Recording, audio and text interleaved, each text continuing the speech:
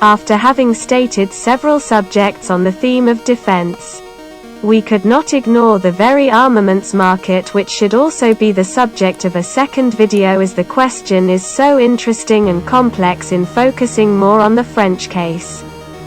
The aim of this episode will be to provide a summary in figures of the arms industry and its main players, and at the same time try to highlight its purely geopolitical aspect. Countries have always adopted a special relationship with the armaments industry, proof of sovereignty, independence. And here is a relationship that transcends the ages and the moral codes that are nevertheless imposed daily in our contemporary societies. Let's start with an overview of the supply side in the armaments market over the period 2014-2018. In this particular market, the USA is at the top of the podium.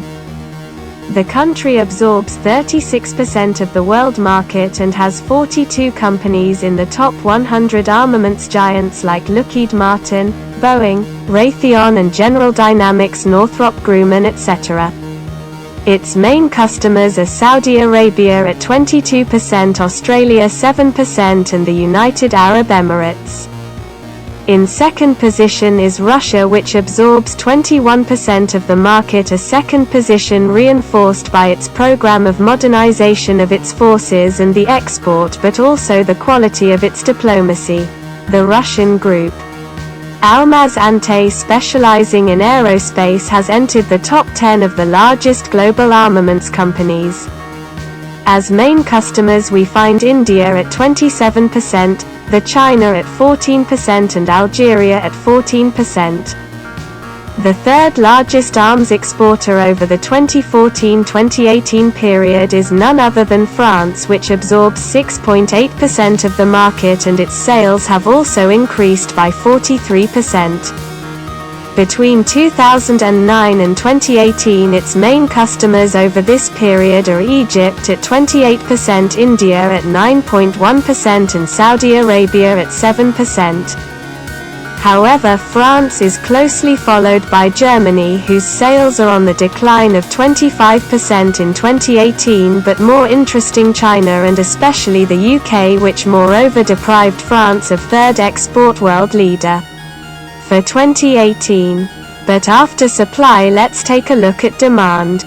The main exporters are geographically located in the Asia-Oceania zone, which comprises about 40% of arms imports, followed by the Middle East to 35%, which is expected to increase first in the coming years given the increase in imports of 87% over the last decade in the Middle East.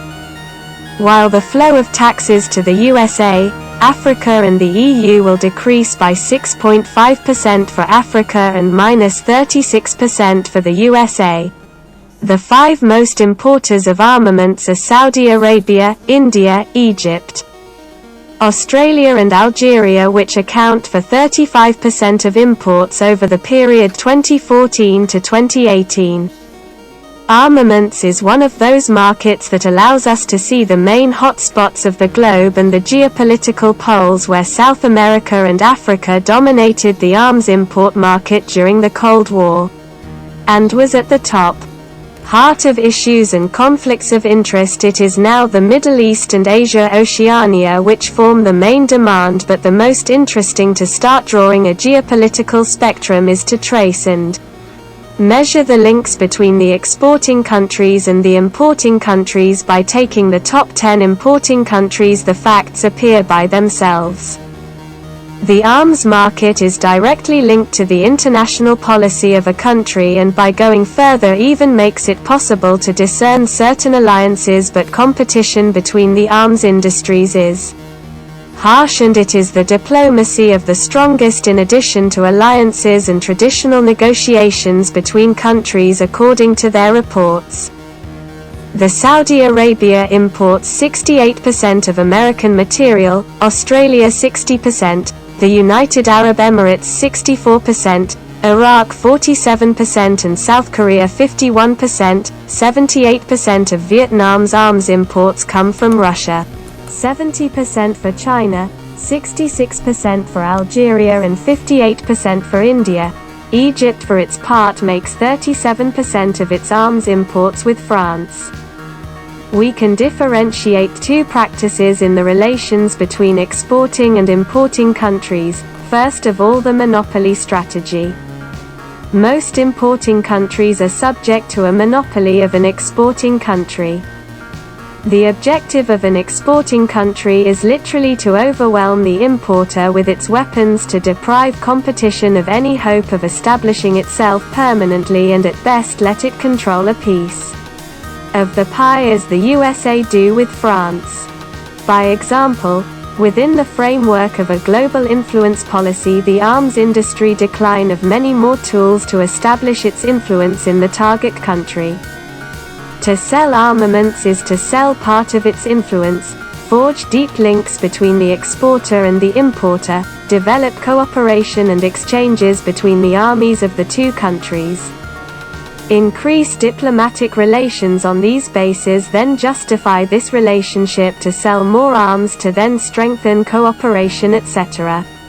If sufficiently controlled and intelligently handled as the USA and to a lesser extent Russia do, the arms industry is one of the levers which serves the sphere of influence of the exporting country. It is all the more verifiable for the intermediate powers which import a major power, Saudi Arabia, India, Australia, Algeria, China, United Arab Emirates, Iraq, South Korea, Vietnam, Pakistan, Turkey, Qatar, Israel, etc. A country largely controlled by American imports which represent about 100% of imports to Taiwan, 95% of imports to Japan and 87% of imports to Kuwait. We also find a Russian import sphere which represents 84% of imports, Kazakhstan 66% of imports in Algeria, 70% of imports in China and 78% of imports in Vietnam. China, which is also an exporting power, seems to have adopted the monopoly strategy where it represents 70% of arms imports in Bangladesh, Pakistan and 61% in Myanmar. Here the logic of surrounding the Indian rival is clearly visible, which we call the monopoly strategy stems directly from a politico-diplomatic will. Supply and demand are not only in synergy according to the liberal laws of a market, they are for diplomatic and political reasons. The exportator and the importer generally find common ground on international issues. Last part of this video we then find the strategy of the niche. Other countries such as Egypt, Indonesia, Oman, Thailand, Jordan, Brazil or by example Pierre alone remain countries where the market does not exist, has not yet been sufficiently monopolized by an exporter.